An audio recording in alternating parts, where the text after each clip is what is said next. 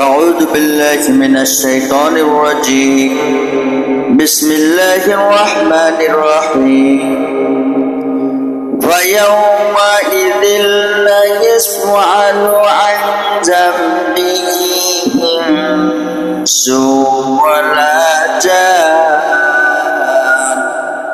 সেদিন কোন মানুষ ও কোন জিনকে তার গুনাহ সম্পর্কে জিজ্ঞাসা করার প্রয়োজন হবে না। অর্থাৎ সেই মহাসমাবেশে সমস্ত পূর্ববর্তী এবং পরবর্তী মানুষদের একত্রিত করা হবে।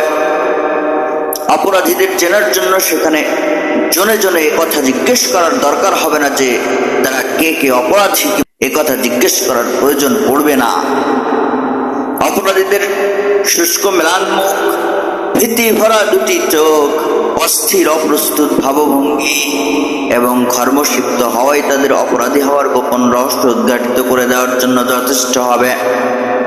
অপরাধী এবং নিরপরাধ ও উভয় শ্রেণীর লোকের একটি দল যদি পুলিশের কবলে পড়ে, নিরপরাধ লোকদের চেহারা প্রশান্তি ও নির্বিঘ্নতা এবং অপরাধীদের চেহারা অস্থিরতা ও উদ্বিগ্নতা প্রথম দর্শনে বলে দেবে ওই দলে কে অপরাধী আর কে নিরপরাধ।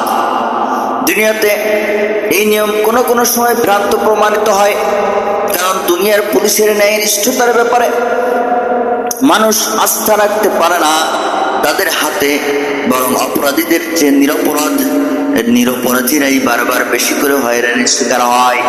তাই পৃথিবীতে পুলিশের কবলে পড়ে ভদ্র এবং নিরপরাধ লোকদের অধিকৃত সন্তুষ্ট হয়ে পড়া সম্ভব, কিন্তু আখিরাতে আল্লাহ তাআলার ন্যায় বিচারের প্রতি প্রতিটি ভদ্র এবং নিরপরাধ ব্যক্তির পূর্ণ আস্থা থাকবে।